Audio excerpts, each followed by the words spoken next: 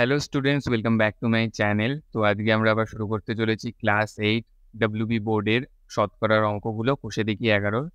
এবার 13 নম্বর অঙ্কটা দেখা যাক। 13 নম্বর অঙ্কটা খুব ফেমাস অঙ্ক, ঠিক আছে। 13 নম্বর অঙ্কটা পরীক্ষায়ও আসে খুব, ঠিক আছে। খুব ভালো অঙ্ক, বোঝার বিষয়ের অঙ্ক।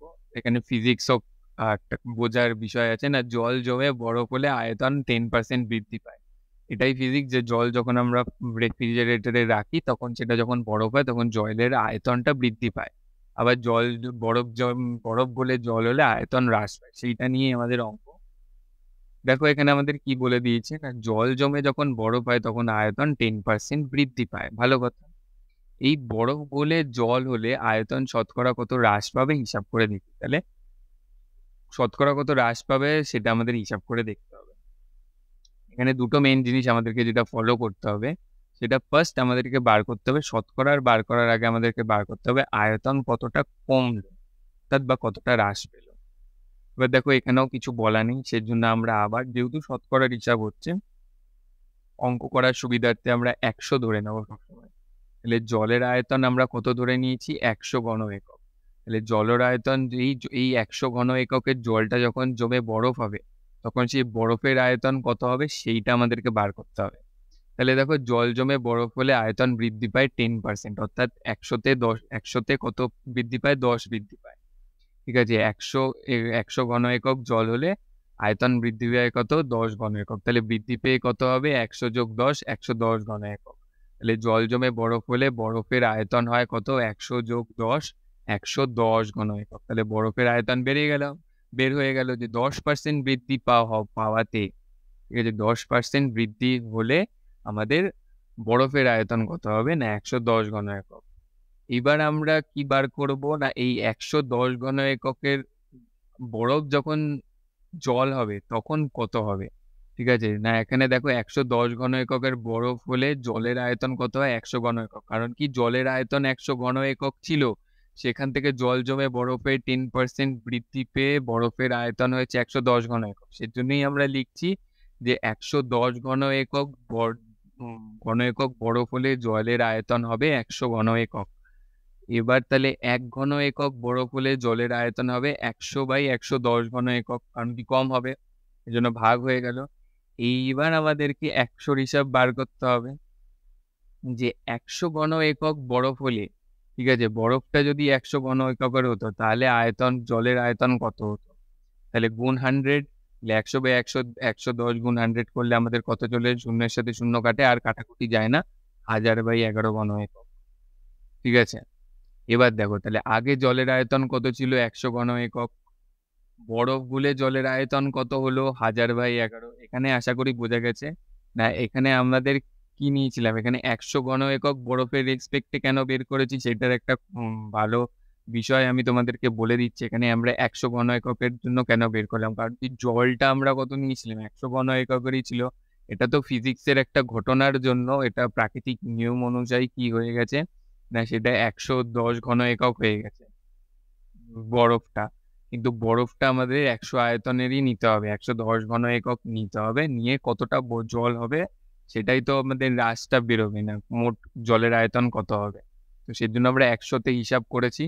তাহলে জলের আয়তন বেরিয়ে গেল 100 ঘন একক।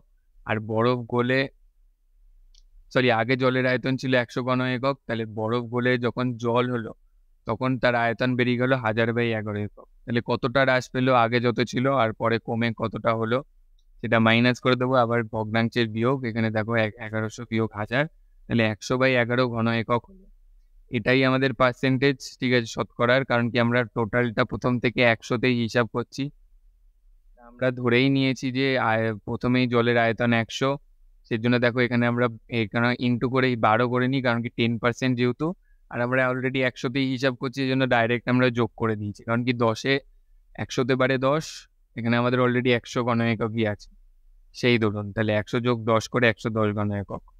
তাহলে 100/11 ঘন একক, এটাই হচ্ছে আমাদের আয়তনের শতকরা কত হ্রাস পেলো পার্সেন্টেজ।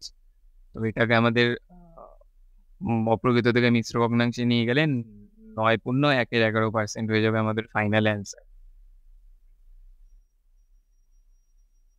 এবার 14 নম্বর অঙ্কটা দেখো, 14 নম্বর অঙ্কটা খুবই সোজা, খুবই মানে কি বলবো, খুবই তোমরা আরামসে করে নিতে পারবে। কি বলছে না, উৎপল বাবুর অধিক ফলনশীল ধান বীজ ব্যবহার করায় ধানের ফলন 55% বৃদ্ধি পেয়ে গেল। ওয়াও!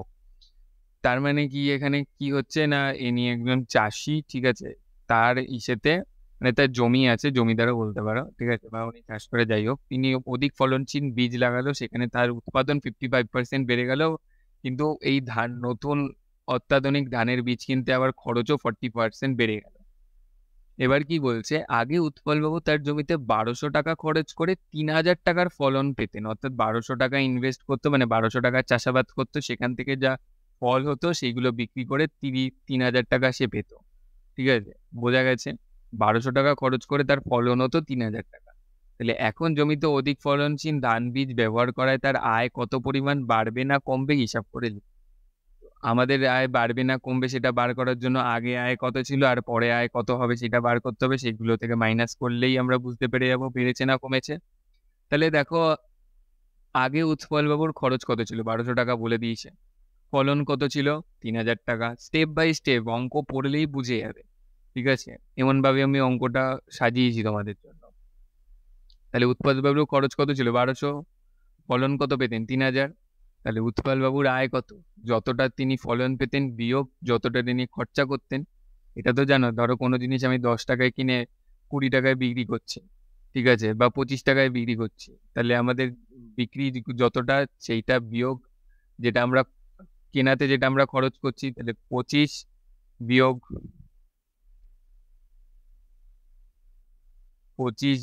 10 খালি পড়ছে না, 25 - 10 করলে কত হবে 15। তো 15 টাকা আমাদের কি হয়ে যাবে না, আয় হয়ে যাবে। তো সেটাই উৎপল বাবুর ক্ষেত্রে হয়েছে। উৎপল বাবুর আয় কত হয়ে গেছে এখানে 3000 মাইনাস 1200 টাকা, তাহলে এখানে 1800 টাকা হয়ে যাবে হচ্ছে উৎপল বাবুর আয়। তাহলে উৎপল বাবুর আয় কত হয়ে যাবে 1800 টাকা বা 1800 টাকা। তাহলে মোট যিনি কতটা লাভ করছে মাইনাস কতটা তিনি খরচ করেছিলেন। তাহলে আগে উৎপল বাবুর আয়টা আমরা বার করে নিলাম, এবার পরে উৎপল বাবুর আয়টা কত হবে সেটা বার করতে হবে। সেটা বার করার জন্য আমাদেরকে দেখতে হবে তিনি তার ফলন কত হচ্ছে পরে, আর তিনি পরে খরচা কতটা করছেন সেটাই আমাদেরকে দেখো বলে দিয়েছে। এখানে 55% বৃদ্ধি পেয়েছে ফলন, তাহলে ফলন 55% বেড়ে কত হয়েছে সেটা আমাদেরকে জানতে হবে। তাই সেটার জন্য আমাদের আগের ফলনটা লাগবে। না, আগে দেখো ফলন কত ছিল 3000 টাকা, তাহলে 3000 টাকার উপর 55% বেড়েছে, সেজন্য যোগ দিয়েছি, যোগ 55% বেড়েছে, তার মানে কতটা বেড়েছে সেইটা আমরা এখান থেকে হিসাবটা করছি। আশা করি বোঝা গেছে। তাহলে আগে ফলন ছিল 3000 যোগ এটা হচ্ছে 55% বেড়েছে, তাহলে 55% বাড়া মানে কততে বেড়েছে 3000 টাকায় বেড়েছে, তাহলে 3000 গুণ 55% মানে হচ্ছে পার্সেন্টেজ মানে বাই 100, তাহলে 55/100 কাটাকুটি করলে দেখো 1650 টাকা বেড়েছে, তার মানে 3000 টাকার 50% বৃদ্ধি মানে হচ্ছে 1650 টাকা। তাহলে 1650 টাকা বেড়েছে, বেড়ে কত হয়েছে এর জন্য যোগ 3000, ঠিক আছে। তাহলে টোটাল আমাদের কত বেড়ে কত হলো 4650 টাকা। তাহলে ফলন 55% বেড়ে কত হয়েছে 4650 টাকা। এইবার নেক্সট, এবার খরচ কতটা বাড়লো সেটা বার করতে হবে। তাহলে খরচ 40% বেড়ে হলো, আগে যতটা খরচ ছিল 1200 টাকা প্লাস 1200 টাকার 40% বেড়েছে, তাহলে 1200 টাকার 40% আমাদের এখানে হিসাব করে বার করতে হবে। তাহলে 40% কার উপর বেড়েছে 1200 টাকার উপর, তাহলে 1200 গুণ 40%, তাহলে 40/100, তাহলে 0000 কাটলো, এখানে দেখো 4 গুণ 120 করলে 480 টাকা হয়। তাহলে এইটা বেড়েছে, কিন্তু বেড়ে কত হয়েছে, তাহলে যোগ এটার সাথে আগের খরচটা যোগ করছি এটা, তাহলে 1200 যোগ 480 1680 টাকা।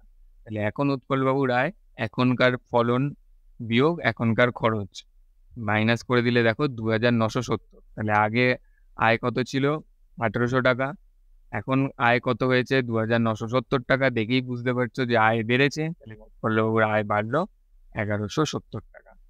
এটাই হচ্ছে আমাদের ফাইনাল অ্যান্সার। এর এখানে শতকরাতে চাইনি, কত পরিমাণ চেয়েছে, সেজন্য আমরা পার্সেন্টেজে আর করবো না, এটাতেই রাখবো। যদি পার্সেন্টেজে করতে হতো তাহলে আগে 117 মানে কতটা বেড়েছে আর কততে বাড়লো, 1800 টাকা ছিল এটাতে বেড়েছে, তাহলে 1800 গুণ 100% হতো। এটা আমি অ্যাডিশনাল বলে দিলাম, ঠিক আছে। তো চলো এবার দেখো 15 নম্বর অঙ্কটা কি বলছে না, একটি বিধানসভা কেন্দ্রের ভোটারদের 80% ভোট দিয়েছে। ভালো কথা। তাহলে একটি বিধানসভা কেন্দ্রের ভোটারদের 80% ভোট দিয়েছে, অর্থাৎ তাহলে যদি 100 জন লোক সংখ্যা হয় তার মধ্যে, মানে 100 জন যদি ভোটার হয় তার মধ্যে 80 জন ভোট দিয়েছে, 20 জন ভোট দিতে আসেনি। ভালো কথা। বিজয় প্রার্থী প্রদত্ত ভোটের, অর্থাৎ এই 80 জন ভোট দিয়েছে, সেই ভোটের 65% ভোট পেয়ে বিজয়ী হয়েছে। 65% ভোট পেয়ে কি হয়েছে না, বিজয়ী হয়েছে। ভালো কথা।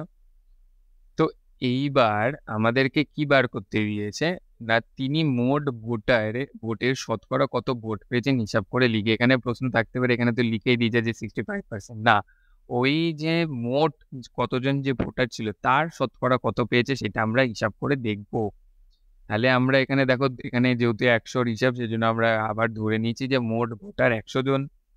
এখন ভোটারদের 80% ভোট দিয়েছে, তার মানে 100 জনের 80 জন ভোট দিয়েছে, আর আমরা মোট ভোটার ধরেই নিয়েছি 100 জন, তার মানে কি দিয়েছে, ভোট দিলেন 80 জন। এখানে সব পার্সেন্টেজ গুলো কেটে যায় যদি আমরা ধরে নিই 100 জন, বা কোনো কিছু 100 যদি ধরে নিই, শতকরার যখন হিসাব চলছে, তাহলে ভোট দিলেন কত, 80 জন, বোঝা গেছে।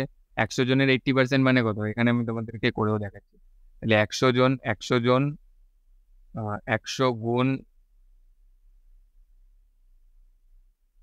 100 গুণ কত পার্সেন্ট ভোট দিয়েছে, 80। তাহলে 80/100, দেখো কাটাকুটি করলে সেই 80 জনই থাকে। এটাই আমি তোমাদেরকে বলছিলাম। তাহলে মোট ভোট দিলেন কত, 80 জন। আশা করি বোঝা গেছে। এবার বলছে যে বিজয়ী প্রার্থী প্রদত্ত ভোটারের 65% ভোট পেয়েছে। তাহলে কত ভোট পেয়েছেন না, টোটাল ভোট কত দিয়েছে, 80 জন ইন্টু 65%, তাহলে ততগুলো সে ভোট পেয়েছে।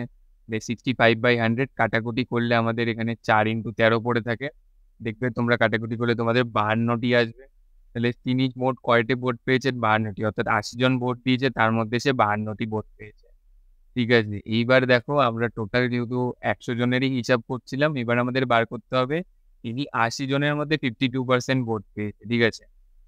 80 জনের 65% মানে হচ্ছে 52টা ভোট। ঠিক আছে। এইবার তাহলে মোট ভোটার 100 জনের মধ্যে তিনি 52টি ভোট পেয়েছেন। ভালো কথা। তাহলে তিনি 100 জনের মধ্যে যদি 52টা ভোট পায় মানে কত, 100তে 52, তার মানে কত, 52% ভোট পেয়েছে। আশা করি অঙ্কটা বোঝা গেছে। না, আমরা এর জন্যই প্রথমে ধরে নিয়েছি যে 100 জন, যাতে আমাদের হিসাব করতে সুবিধা হয়, কারণ শতকরা বা পার্সেন্টেজ মানেই হচ্ছে 100তে হিসাব, বা 100তে কত বার করে। এখানে আমরা বার করে ফেলেছি মোট ভোটার যদি 100 জন হয়, আর তিনি ভোট কত পেয়েছেন, 52টি। অ্যাকচুয়ালি আমাদেরকে 65% ভোটটা বার করতে হতো না, তিনি মোট কত ভোট পেয়েছেন। ঠিক আছে।